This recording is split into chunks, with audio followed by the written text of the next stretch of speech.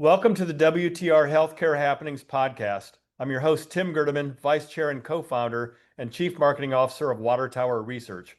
In today's episode, I'm joined in person by Mitch Steiner, CEO of Veru, NASDAQ ticker symbol VERU. Also joining us is my Water Tower Research equity research colleague, Robert Sassoon. Veru is a late clinical stage biopharma company that has emerged from a comprehensive restructuring in 2024. Having divested its sexual health business for $18 million, Veru strategically pivoted toward the burgeoning obesity market with its lead drug candidate, Enobosarm, which selectively causes fat loss while preserving lean mass in patients taking GLP-1 for weight loss. Without further ado, welcome to today's podcast, Mitch and Robert. Great to be here. Thank you for having me. Good to be here, Tim, as well. Mitch, you were a guest on our podcast in February of this year. However, a lot has happened at Veru since that time, and we're thrilled to have you back on the podcast. Before I hand it over to Robert, I'd like to ask some questions that I'm interested in getting your take on the latest developments in the rapidly evolving GLP market and the underwhelming share price performance of the two big players in the obesity market.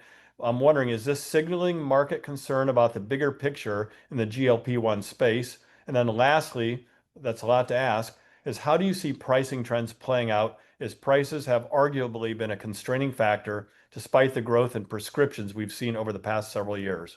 No, I think the takeaway, I wouldn't look at the short term because that's really the play between who's got a better GLP-1 and Novo and Lilly are the two that have approved drugs. Because they have approved drugs, that's where the focus is. Most of the other companies are still in clinical development. So people are going to watch them closely. With that said, the market's huge and getting bigger. No question pricing will play a big role. And the companies are trying two ways to deal with pricing.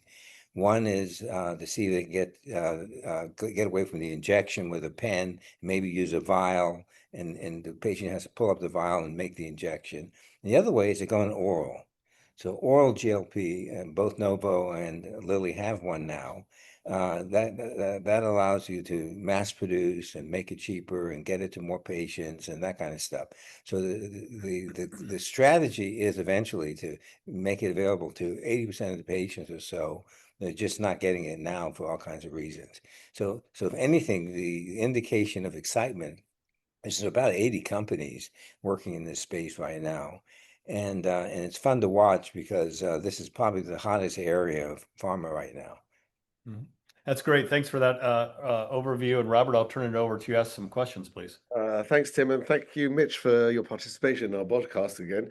Just Yeah. to follow up on that previous question, I saw a white paper from a company called Fair Health. It's a not-for-profit healthcare-focused organization.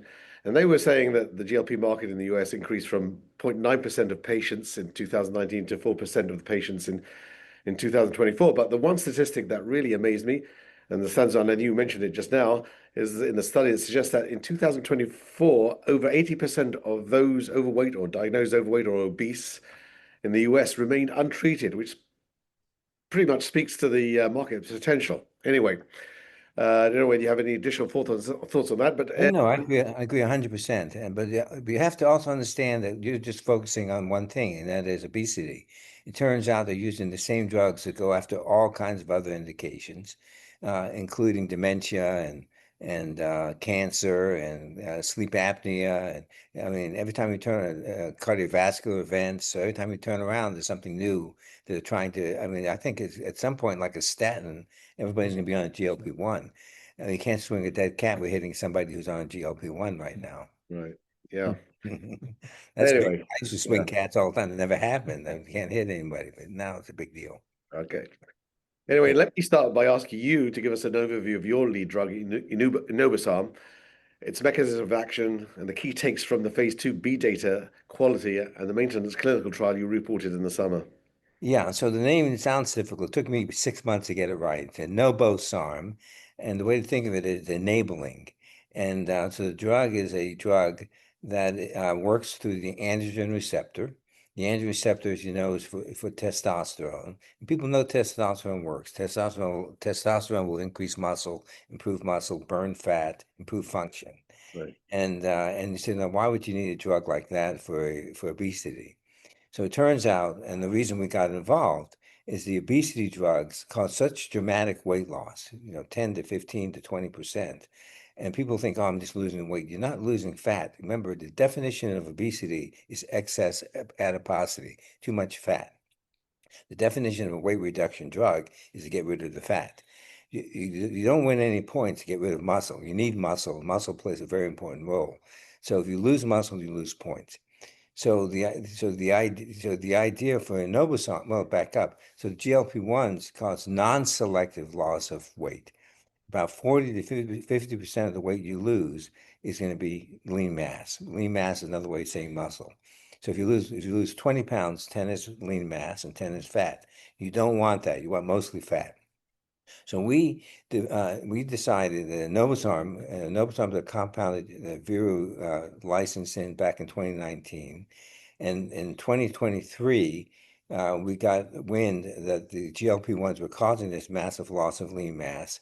And we thought it would particularly hurt older patients over the age of 60 because they already start out with less lean mass because of aging. And now you add on top, and they just happen to also have obesity. And you add on top of that a loss of weight that's so dramatic, it's basically accelerated frailty.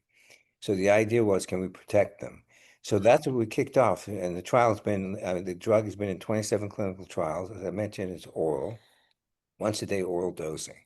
So we said, can we come in, do a phase 2B and prove that in the presence of a GLP-1, puts you in a low calorie state. The way a GLP-1 works is it tells the brain that you need to stop eating. And unfortunately, what happens with time is you lose the weight and then you stop losing weight. And the reason you stop losing weight, they call that weight loss plateau, is because the body is losing half muscle, half fat. And at some point, you can lose all the fat and get real chiseled. But the problem is if you lose muscle to the same degree, you're not going to get chiseled. You're going to be unable to walk. You're going to have functional issues. That's the problem. So your body is going to tell your brain when the muscle gets low enough, hey, I'm not going to let me starve to death. You're going to have to start eating again. So you get this push me pull you where you start eating again and you freeze. That's a plateau. And I think that's important so you can understand our drug. The other thing that happens with GLP-1s, if you reach a weight that you want and you want to stop, you get this rebound weight gain. And the rebound weight gain, in really a short time, you can get back to the weight that you lost. So you can spend a year losing a certain amount of weight and you stop the drug and you think, all of a sudden you're going to find you back at that weight and you wasted your time. So Enobosarm did a phase 2B and we had two parts to the phase 2B. I'll just briefly tell you. First part was can we stop that muscle loss, and can we cause more fat loss, and furthermore, can we affect function? And what we learned is we were able to preserve loss. We were able to preserve muscle by 100%. 100%. That's a big deal. By 16 weeks, it was 100%. And Enobosarm also burned more fat, so you got to the same weight loss. So think about that for a moment. If you hold on to your muscle, your lean mass, and you're able to burn enough fat to get you to the same weight loss as a GLP-1 alone that lost fat and muscle, that's pretty cool. Right. The other thing we learned, and this is very important, because this has never been shown before, is what happens to older patients, because the clinical trial was only in patients over the age of 60. And we use stair climb tests. So this is a test that scientifically you measure how fast a patient goes up the stairs, 8 steps, and you can actually measure how much power, like horsepower, like a lawnmower has different kind of horsepower than a tractor, for example. You know what horsepower means. So you can also measure human power in the same way. And we were able to show that in older patients over the age of 60, by 16 weeks, they had a 10% decline in stair climb power. That's the same thing as losing about 7 to 10 years of power in 16 weeks. 40% of them had that. And with the Enobosarm, we're able to reduce that by about 60%. So what that's telling you is GLP-1s cause lean mass loss, and that lean mass loss matters because function gets impacted. And patients having trouble going upstairs, they're going to have trouble getting out of a chair, they're going to have trouble walking, they're going to have trouble getting out of a tub, and they're going to have trouble with falls, and the falls cause hip fractures. So that's what we learned. Then the other thing we did in the study is we stopped the GLP-1 to see if Enobosarm monotherapy can stop that rebound weight gain. And it did. At 12 weeks off drug, what happened to the placebo, this is kind of cool. Placebo went from 12 pounds of loss, and you stopped the drug, and you gained back 5 pounds in 12 weeks.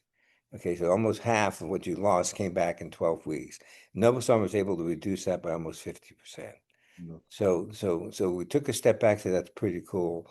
And so the study was successful in that we showed that we affected lean mass by preservation, burned more fat, we kept the weight loss exactly the same, and furthermore, we improved function. Pretty impressive results there.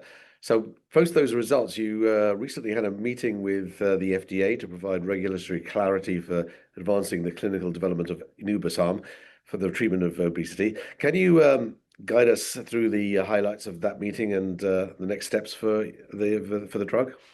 We had a very good meeting with the FDA. As you know, well, the audience should know the FDA's thoughts on muscle preservation drugs in combination with GLP-1s is evolving.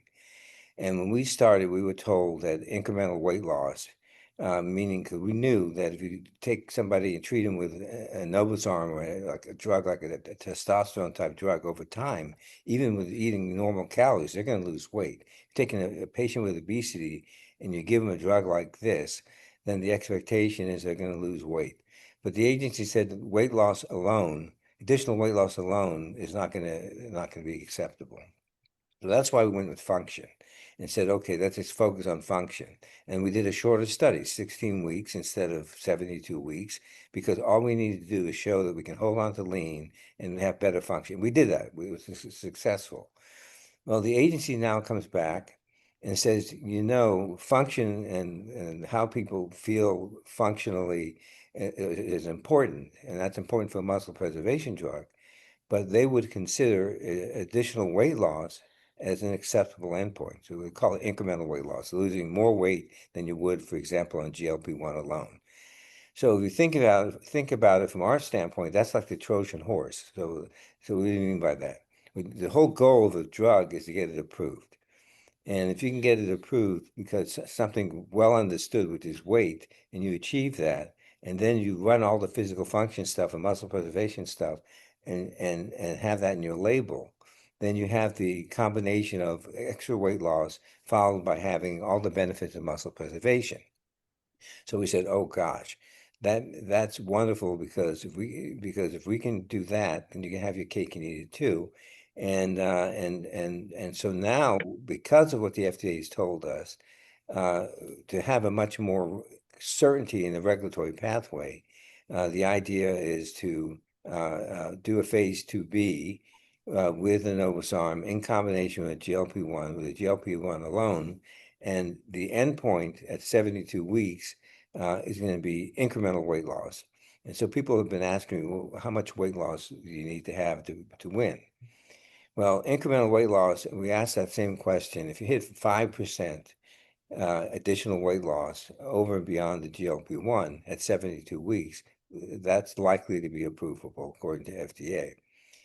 But if you have less than that, but you have all the functional benefits, that could be interesting too. So the full optionality is to run a study that captures all that information in a phase 2B setting, and then move to phase 3 when you have certainty whether you go down the physical function route, the incremental weight route with the function, and that's kind of what we're thinking. Now, to put that in perspective, because this is kind of important, is if you take a step back and people ask the question, can you get more weight loss? These drugs are so good. Tirzepatide, 20%, and they're so good. Can you squeeze more weight loss out of a patient? It's a good question. So let me give you some interesting facts. The first one is the fact that the fat compartment is so much bigger than the lean compartment, and that if you have a Enobosarm muscle as an independent drug, forget about GLP-1, the Enobosarm by itself, hold on to muscle, and muscle burns more calories. So your energy expenditure goes up, meaning that with more muscle, you burn more calories.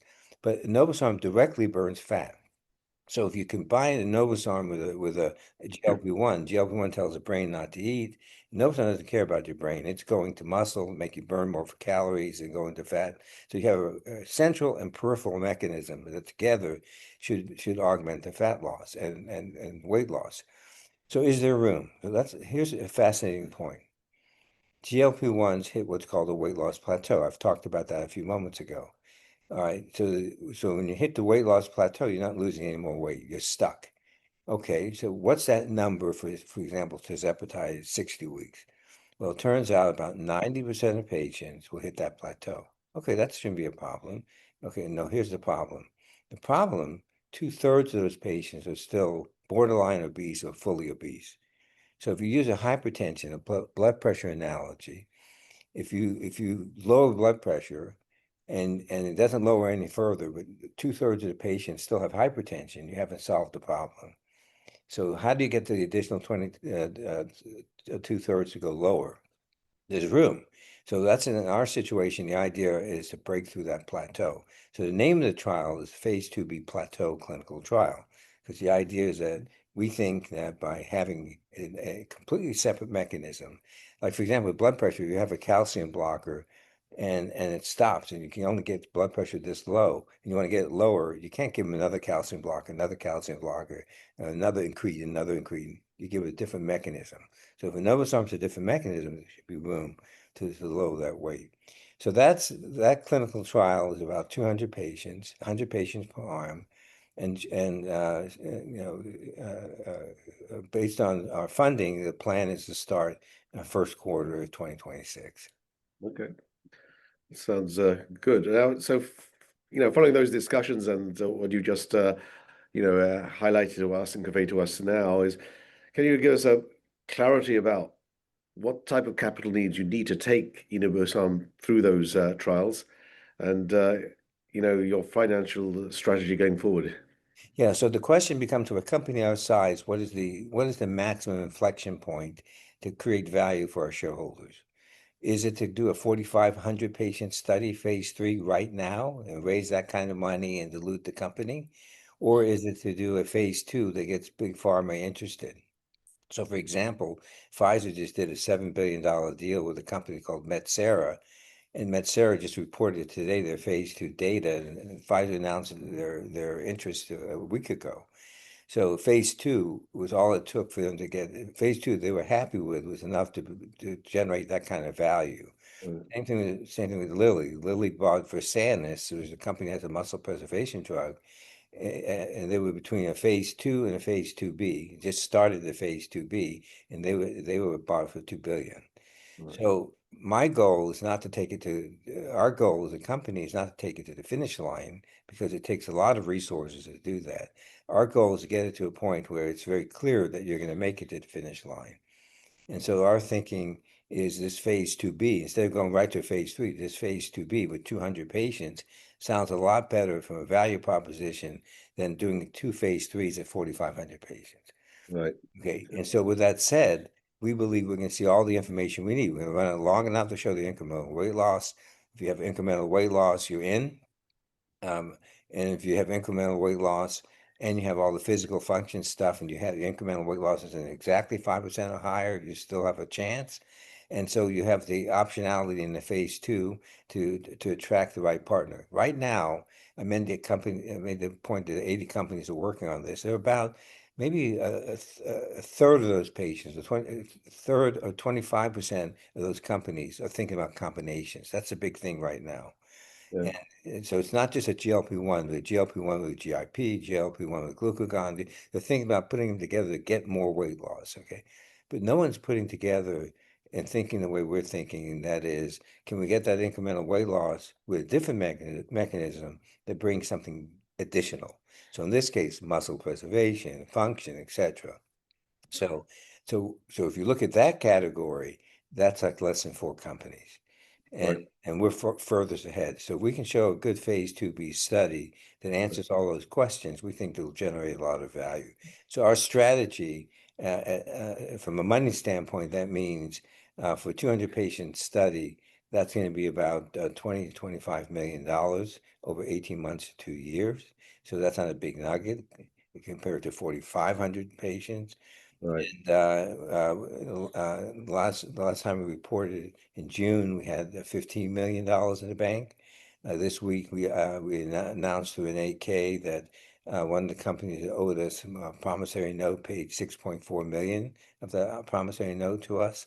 They still owe us another 3 or 4 million. And so we think we're in a position that we have capital. And the goal is to try to get non-dilutive capital through a potential relationship. But at this point now, the strategy for the company is a smaller strategy. Instead of going for approval, FDA approval, I mean, that's just a lot of money, is if we can get a good phase 2B done, Right. endpoints that match the phase 3, then we'll let the people that have the commercial marketing machines come in and take it from there. That's very interesting, and you might even pique the interest of the big boys, Yeah, Eli Lilly and Novo. yeah. Okay, well, thanks, Mitch, for all that information and your insights there, and I'll pass it back to Tim. Thank you for joining us today and allowing me to host the podcast from your office. Mitch Steiner, CEO of Veru, NASDAQ ticker symbol VERU. And thanks to my equity research colleague, Robert Sassoon, for also joining us. Lastly, a special thanks to the WTR producer and editor of the podcast, Joe Brunetto. Thank you for listening, and don't forget to subscribe, as well as visiting www.watertowerresearch.com to stay up to speed on the company's small cap written research reports, podcasts, fireside chats, and conference schedules. We will see you next time for another edition of the WTR Healthcare Happenings podcast.